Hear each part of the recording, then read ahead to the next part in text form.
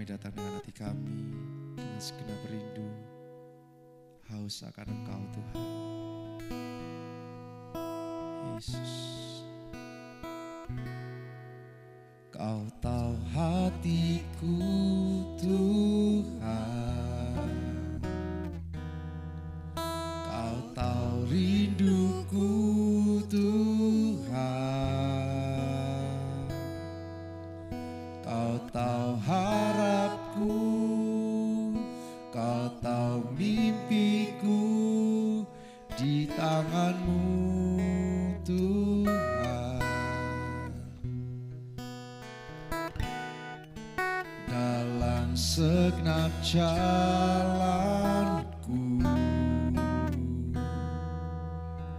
dalam setiap langkahku,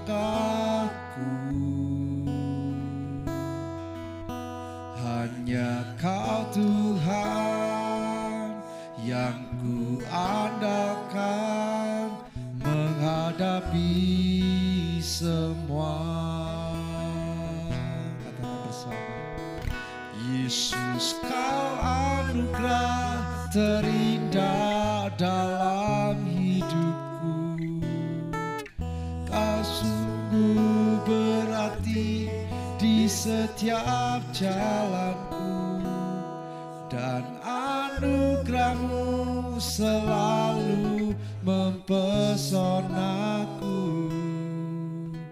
Yesus, Kau terbaik, Yesus, Kau termanis di dalam hidupku.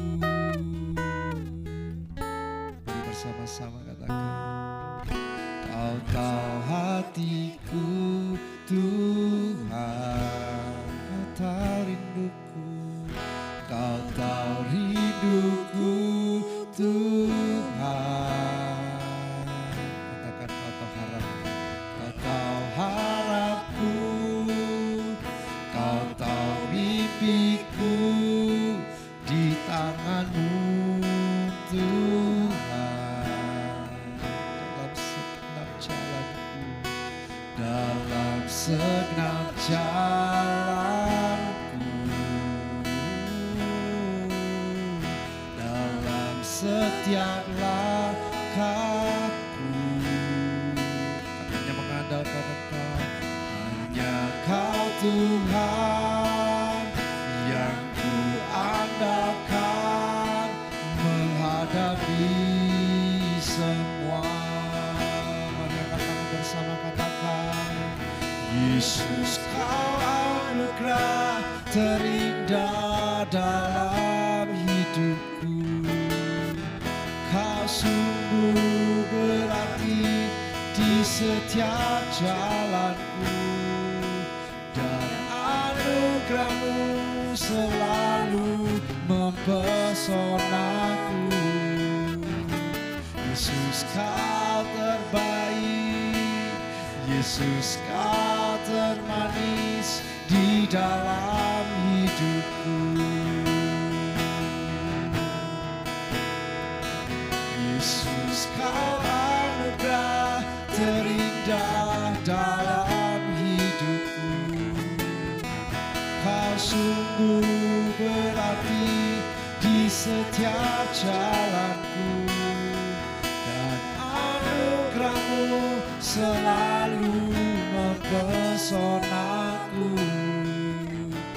Yesus, Kau terbaik, Yesus, Kau termanis di dalam hidupku. Kau yang terbaik,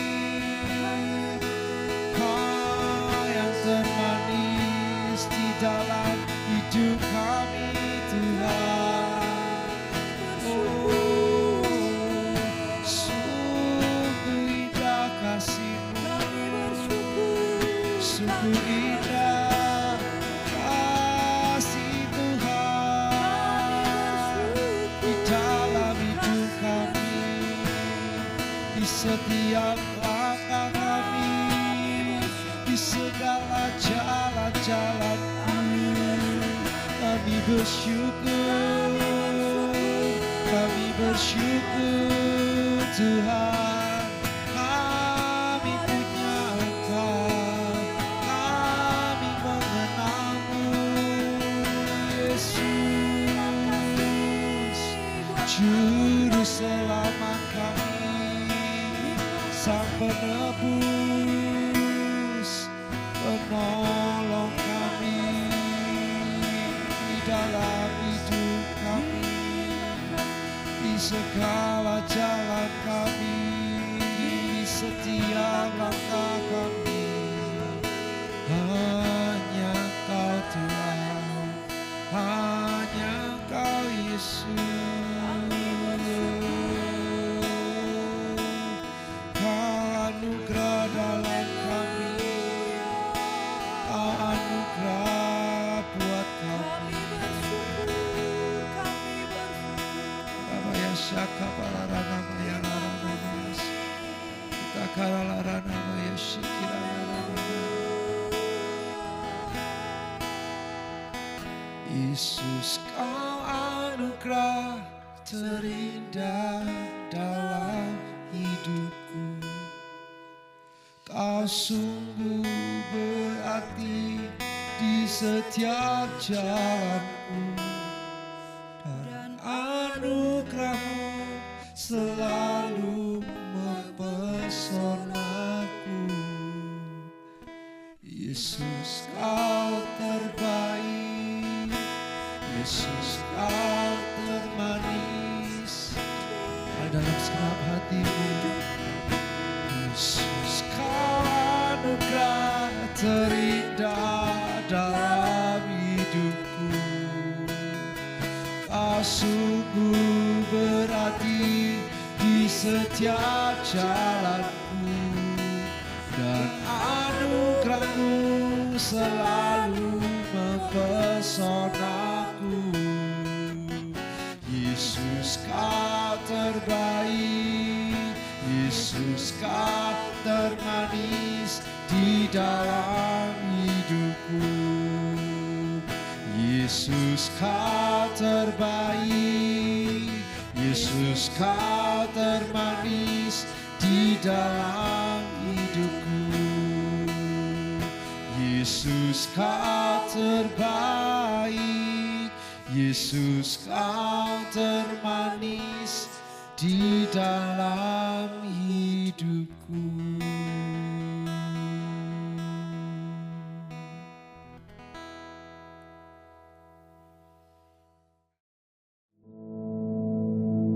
Our Father, which art in heaven, hallowed be thy name. Thy kingdom come, thy will be done in earth as it is in heaven. Give us this day our daily bread, and forgive us our debts, as we forgive our debtors. And lead us not into temptation, but deliver us from evil. For thine is the kingdom, and the power, and the glory, forever. Amen.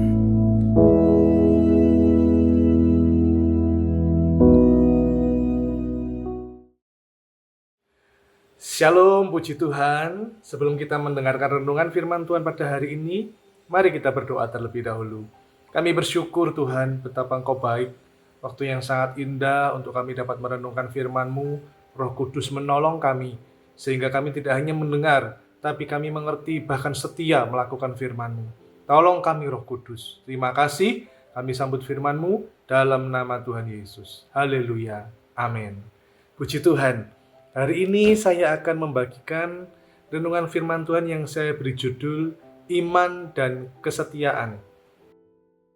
Israel waktu dalam pemerintahan Raja Rehabeam, yaitu anaknya Salomo, itu terpecah menjadi dua, Israel Utara dan Israel Selatan. Israel Utara ini semasa pemerintahannya dipimpin atau diperintah oleh raja-raja yang jahat, tidak takut Tuhan. Sedangkan Israel Selatan, atau biasa dikenal dengan bangsa Yehuda, itu dipimpin oleh raja yang kadang ada raja yang jahat, kadang ada juga raja yang takut akan Tuhan. Nah, kita akan mempelajari, merenungkan kisah dari seorang raja yang iman dan kesetiaannya akan kita renungkan pada hari ini, yaitu raja dari Israel Selatan yang bernama Raja Asa. Ada hal yang bisa kita teladani dari Raja Asa, yaitu yang pertama, Raja Asa ini mencari Tuhan dengan segenap hati. Dalam 2 Tawarik pasal 15 ayat 12 sampai dengan 15 dikatakan, mereka mengadakan perjanjian untuk mencari Tuhan, Allah nenek moyang mereka dengan segenap hati dan jiwa. Setiap orang, baik anak-anak atau orang dewasa, baik laki-laki atau perempuan, yang tidak mencari Tuhan, Allah Israel, harus dihukum mati. Ayat 14, mereka bersumpah setia kepada Tuhan dengan suara yang nyaring, dengan sorak-sorai dan dengan tiupan nafiri dan sangkakala. Seluruh Yehuda bersukaria atas sumpah itu karena dengan segenap hati mereka bersumpah setia dan dengan kehendak bulat mereka mencari Tuhan. Tuhan berkenan ditemui oleh mereka dan mengaruniakan keamanan kepada mereka di segala penjuru. Yang pertama, hal yang bisa kita teladani dari Raja Asa yaitu segenap hati mencari Tuhan. Tadi di ayat 15 dikatakan, karena dengan segenap hati mereka bersumpah setia dan dengan kehendak bulat mereka mencari Tuhan. Bahkan kata-kata kehendak bulat itu di dalam bahasa Inggrisnya dikatakan and sought him with their whole desire. Whole desire artinya desire, ada hasrat, ada gairah dalam mencari Tuhan, bukan sekedar asal-asalan tapi menggebu-gebu, menyala-nyala untuk mencari Tuhan. Seperti halnya orang yang sudah lama tidak makan, lama tidak minum, pasti lapar dan haus. Sehingga pasti mencari-cari makan dan minuman. Begitu mendapatkan makanan dan minuman, wah, saudara bisa bayangkan bagaimana cara makannya. Begitu lahap, minumnya, waduh, luar biasa. Bangsa Israel sudah jauh dari Tuhan.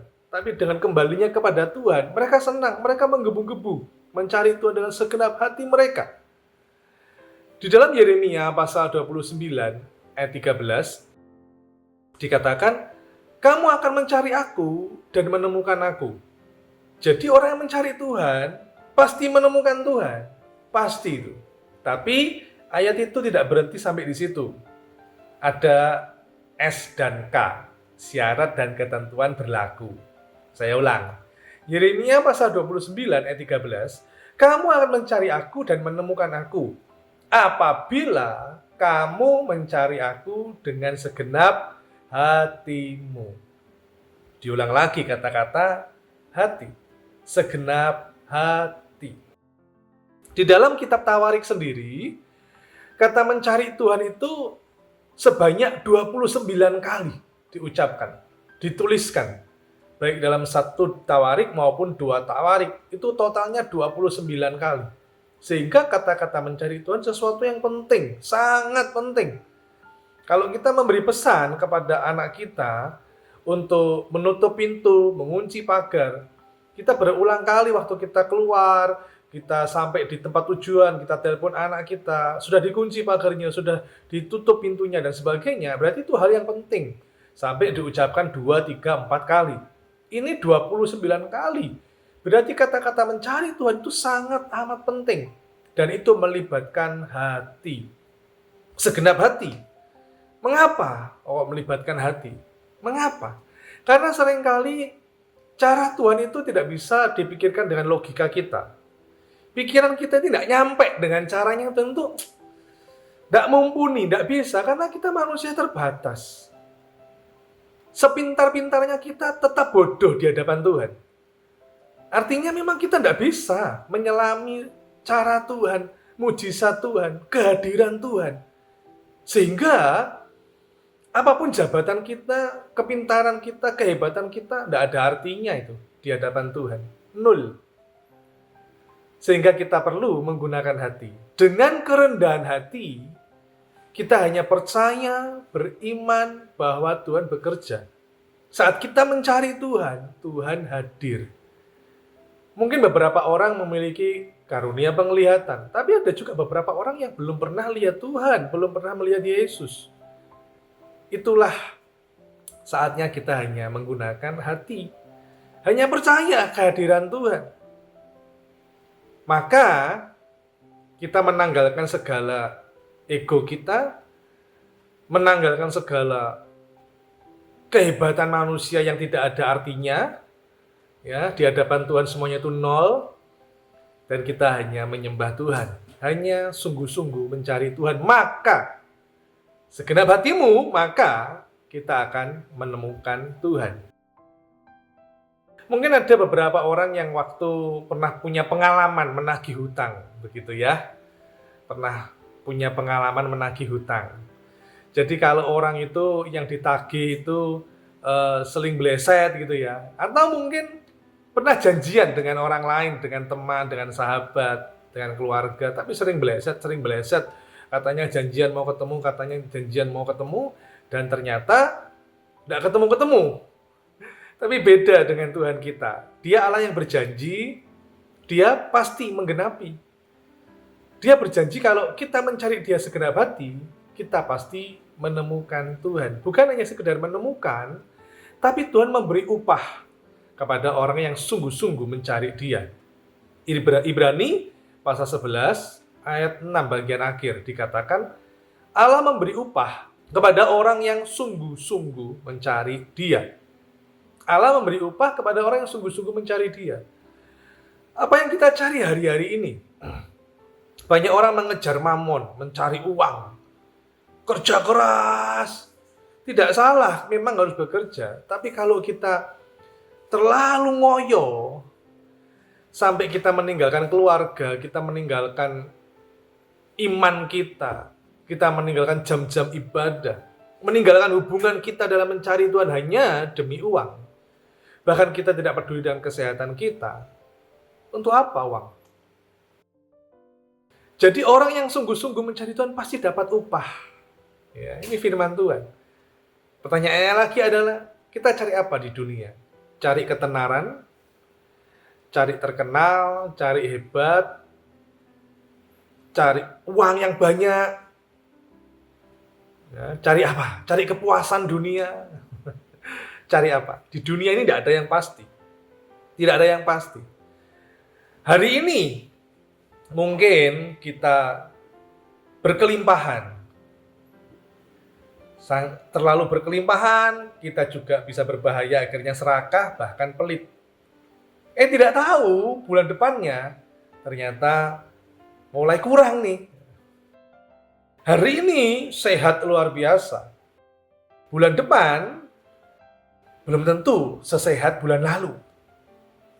Hari ini pekerjaan, pelayanan diberkati luar biasa. Bulan depan belum tentu. Dunia ini tidak ada yang pasti. Hanya Tuhan yang bisa memberi kepastian. Karena itu, di tengah dunia yang tidak pasti, carilah Tuhan yang pasti. Dia pasti memberi kemenangan, dia pasti memberi harapan, dia pasti memberi kedamaian, kekuatan, dan ketenangan. Cari Tuhan terus, segenap hati. Menyala-nyala, menggebu-gebu, desire, penuh hasrat. Yang kedua, Raja Asa ini yang perlu diteladani adalah dia tidak hanya mencari Tuhan secara teori, dia punya iman, tapi ada tindakan nyata. Dia punya perbuatan dari imannya. Dalam 2 Tawarik pasal 15 ayat 16 dikatakan, bahkan Raja Asa memecat Maaka neneknya dari pangkat ibu suri, karena neneknya itu membuat patung Asyera yang keji. Asa merobohkan patung yang keji itu, menumbuknya sampai halus dan membakarnya di lembah Kidron. Jadi dia tidak hanya segenap hati mencari Tuhan, tapi yang kedua ada tindakan nyata dari iman. Bahkan neneknya sendiri, keluarganya sendiri dipecat. Tidak main-main dia, tidak peduli siapa orang itu, orang lain, keluarga pun dia pecat karena melakukan hal yang keji, yaitu membuat patung. Bukan hanya neneknya dipecat, tapi patung itu dirobohkan, ditumbuk sampai halus, dibakar. Tidak main-main ya. Jadi kesungguhan Raja Asa dibuktikan dengan ketegasannya dalam menjauhkan orang Yehuda atau Israel Selatan dari penyembahan berhala. juga ditunjukkan melalui pemecatan neneknya sendiri dari jabatan Ibu Suri karena neneknya membuat patung yang keji untuk disembah. Karena itu, kalau kita beribadah, jangan hanya sepertinya mencari Tuhan, tapi sebenarnya di dalam kehidupan sehari-hari, mencari Tuhannya hanya hari Minggu. Hari lain ngapain? Artinya hidup kita tidak menunjukkan, perbuatan hidup kita tidak menunjukkan bahwa kita orang yang beriman kepada Tuhan Yesus. Kita seringkali pintar sekali ngomong. Ya. Ada orang-orang tertentu memang fasih lidah. Di dalam berbicara itu, waduh, bisa mempengaruhi orang gitu ya. Artinya dia bisa mengambil hati orang. Tapi hati-hati. Perbuatannya bisa jadi kebalikan dari omongannya. Karena itu, saya punya pantun, jalan-jalan ke Songgoriti, beli sate jangan yang gosong. Satu tindakan nyata lebih berarti daripada 1000 perkataan kosong. Kalau memang mengatakan kita mengasihi Tuhan, kita mencari Tuhan segenap hati, maka tunjukkan dengan iman kita, dengan perbuatan kita sehari-hari, apakah kita adalah orang yang berjumpa dengan Tuhan. Ingat tadi dikatakan, yang mencari aku menemukan aku. Menemukan Tuhan, jika mencarinya dengan segenap hati. Setelah kita menemukan Tuhan, harusnya hidup kita berubah. Karakter kita berubah. Kehidupan kita tidak sama seperti yang dulu. Kita harus menjadi berkat. Orang-orang bukan menggosipkan kita, tapi orang-orang akan memuji Tuhan di dalam kita. Dari mana? Dari perbuatan yang kita tunjukkan.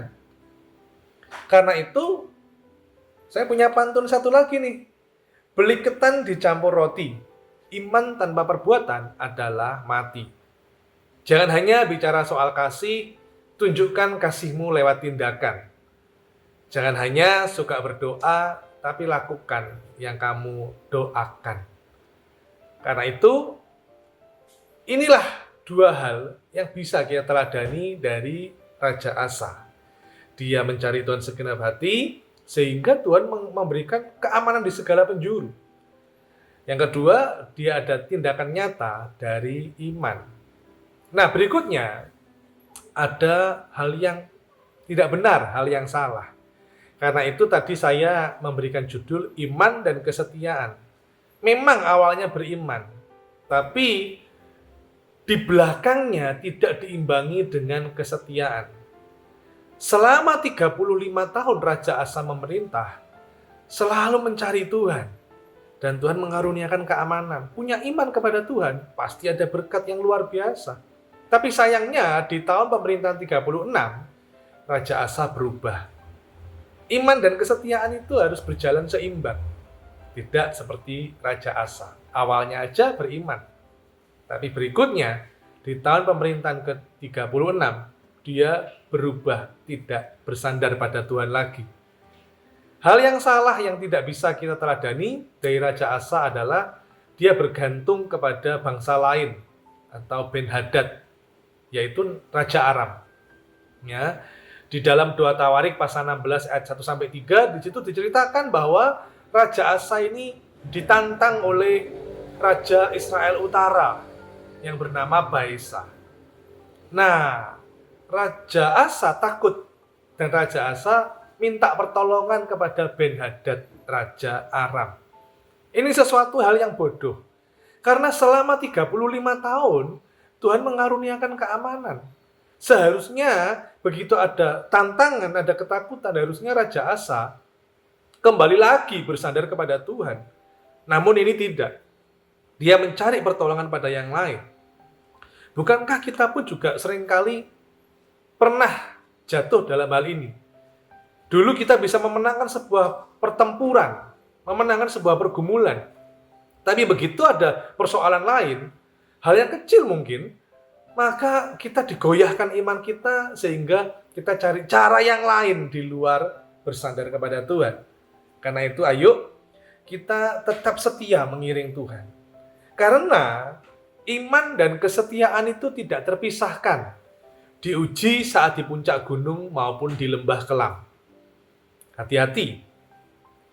Mungkin hari ini kita berada di puncak gunung, semuanya baik, sehat, berkelimpahan secara ekonomi, keluarga baik, pelayanan baik, semuanya baik. Tapi hati-hati, kalau kita tidak waspada, orang di puncak gunung pun bisa mati. Orang di puncak gunung pun bisa kena hipotermia, kekurangan bahan makanan, terpeleset, jatuh, dan sebagainya. Hati-hati, jangan takabur. Meskipun sedang berada di puncak, tapi kalau kita tidak rendah hati, kita sombong memperlakukan orang lain seenaknya, hati-hati. Kita bisa tergelincir, jatuh, dan bisa mati. Atau mungkin kita hari ini sedang berada di lembah kelam. Ya, pergumulannya sulit sekali. Ya, sedang membutuhkan jamahan Tuhan, sedang perlu mujizat. Sepertinya jalan ini penuh dengan bebatuan, penuh dengan rumput berduri dan sebagainya. Sekeliling gelap. Tapi ketahuilah, meskipun kita di lembah kelam, kita tidak berjalan sendiri. Ada gembala agung yang menjaga kita, menuntun kita. Gada dan tongkat dia itu yang menghibur kita, memberi kita ketenangan. Tidak selamanya kita berada dalam lembah kelam. Kita hanya melewatinya. Kita tidak camping di lembah kelam. Jadi, mau kita berada di puncak gunung maupun di lembah kelam, tunjukkan bahwa kita adalah orang-orang yang beriman, orang-orang yang setia. Berikutnya, Raja Asa tadi mencari pertolongan kepada Raja Aram. Ini sesuatu yang sangat menyakiti hati Tuhan.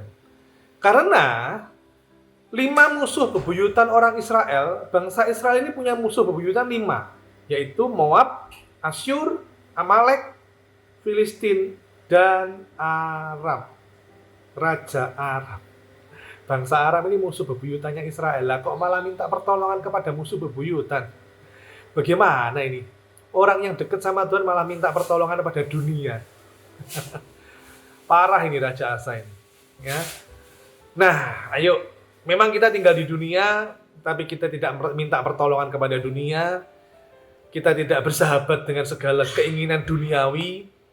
Kita adalah sahabatnya Tuhan yang selalu melekat dengan Tuhan. Mungkin hari ini memang kita sedang lemah, tetap bersandar kepada Tuhan, minta kekuatan dari Tuhan. Jangan minta pertolongan yang lain, baik itu keinginan dunia, hawa nafsu, minta pertolongan kepada iblis, orang pintar, dukun, ya, menjadi budak dosa dan sebagainya. Tinggalkan itu, tetap cari Tuhan. Yesaya pasal 40 ayat 31 dikatakan, tetapi orang-orang yang menanti-nantikan Tuhan mendapat kekuatan baru. Mereka seumpama Raja Wali yang naik terbang dengan kekuatan sayapnya. Mereka berlari dan tidak menjadi lesu. Mereka berjalan dan tidak menjadi lelah. Ayo tetap nanti-nantikan Tuhan sampai datang pertolongan Tuhan.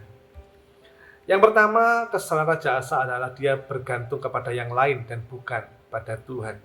Yang kedua, Raja Asa ini bertindak bodoh dan bebal. Dalam 2 Tawarik pasal 16 ayat 7 sampai 9, di situ Raja Asa ditegur oleh Hanani, seorang pelihat. Raja Asa ditegur bahwa Raja Asa sudah tidak lagi bersandar pada Tuhan.